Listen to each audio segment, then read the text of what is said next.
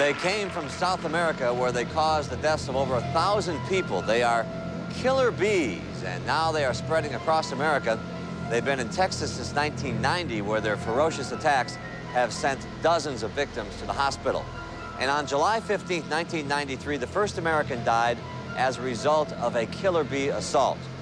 They are impossible to stop, and in the next year and a half, officials predict they will invade Arizona, New Mexico, Louisiana, and California. Eventually, they may inhabit half of the United States, but scientists have developed a plan to contain and tame the killer bee. Here's how they're doing that. These are the killer bees. They have one essential characteristic. They begin stinging, and they keep stinging until the object of their attack is either dead or they die first. They look exactly like our domestic honeybees, but because of more natural predators, the African killer bee had to be more aggressive. Originally brought to Brazil from Africa in 1957 as part of a research project, nobody expected them to be so dangerous or spread so far so fast. To give you some idea of how intense a killer bee attack is, we set up a mechanical dog next to a killer bee hive. Within seconds, the first bees come out of the hive and attack the dog. Within 30 seconds, over 500 bees are attacking. No single sting is worse than a regular bee sting. It is the sheer number that's fatal. Literally, you can get hundreds of stings within a minute or a minute and a half, enough to incapacitate a normal person. Cause you to become disoriented, fall down, for example, as has happened to so many people that have been stung severely by these bees. A bee stings with the apparatus that's on the end of her abdomen, and she usually grabs a hold of you somehow with her feet and pushes that stinger in, and then the sting digs its way in further. As the bees fly off, the barbed stinger with a tiny venom sac pulls out of her body and continues to pump venom into the victim. For the bee, it's strictly a kamikaze mission. She will die a few hours after stinging. But she'll also mark her victim with a smell that will attract other bees and signal them to attack. These killer bees are spreading at the rate of 150 miles a year in the U.S. They're spreading faster than almost any insect known to man. How?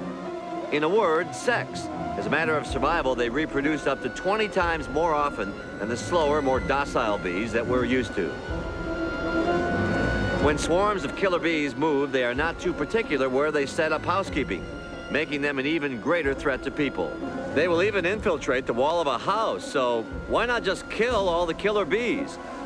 One basic reason, whatever sprays or insecticides that can be used to kill the killer bees would also kill the domestic honeybees, which farmers depend on to pollinate their crops. So how are we going to cope with the killer bees? Like in any war, you need to know your enemy. Bee researcher Dr. Chip Taylor knows them so well, he even knows when not to fear them. Taylor is even willing to conduct an experiment like this barehanded. Why?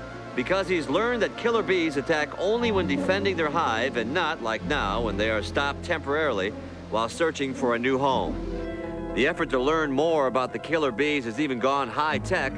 To get more information on how individual bees in a hive behave, USDA researchers have even resorted to tiny bee barcodes. A laser scanner, just like the one in the supermarket, scans the individual bees and keeps track of them by computers. Researchers have even developed a bee radar system to track their flight, but knowing their habits is only the beginning. Scientists and agricultural officials have formulated a plan to deal with the killer bee invasion. Part one is to slow their spread into the United States. How do they do that?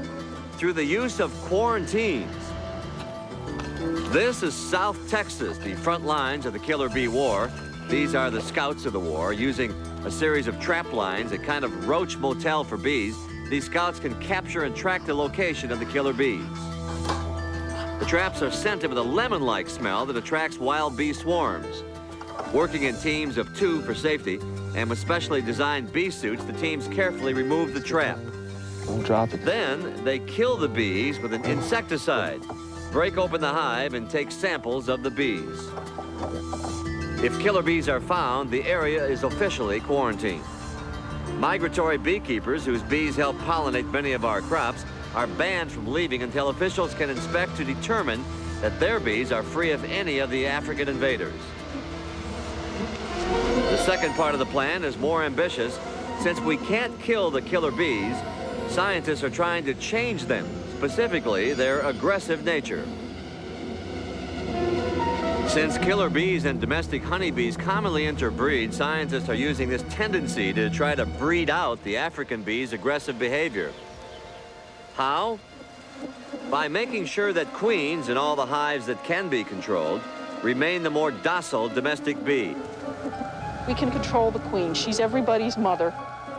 The whole rest of the colony will reflect her genetics, her biology. To keep track of the queen bees, beekeepers mark them with a dot of paint. This beekeeper is looking in one of his colonies to make sure that the hive has not produced their own queen, which may have African or killer traits. If this was a fully Africanized hive, nobody would get this close to it with their bare hands, but in this case, the beekeeper's only looking for a single African queen. There she is, just as I suspected. Unmarked queen. We're just gonna take her like this. See, she don't even want to cooperate. Kill her. Now you see, I've killed her and I've left her in there, and the bees can tell that their queen is dead and what have you, and so it'll make it easier for them to accept the new queen that I'm fixing to introduce. The new queen will be a tame domestic bee because there are only so many hives that can be controlled like this, and you can't tame all the invaders or slow them down. So how do you live with the killer bees? Deep in killer bee territory, the U.S. Agriculture Department is doing experiments to keep bees and people apart. What we're trying to do here is set up some swarm traps around the perimeter of the campgrounds. And that way, hopefully, we can at least keep the bees away from the people. This experiment is only in its first year, but officials are optimistic that it will help teach them how to protect people in other areas across the country that will soon have to contend with the killer bees. Because, like it or not, the killer bees are here to stay. And ultimately, our only hope is that the killer is out of the bee by the time most of us meet it face to face.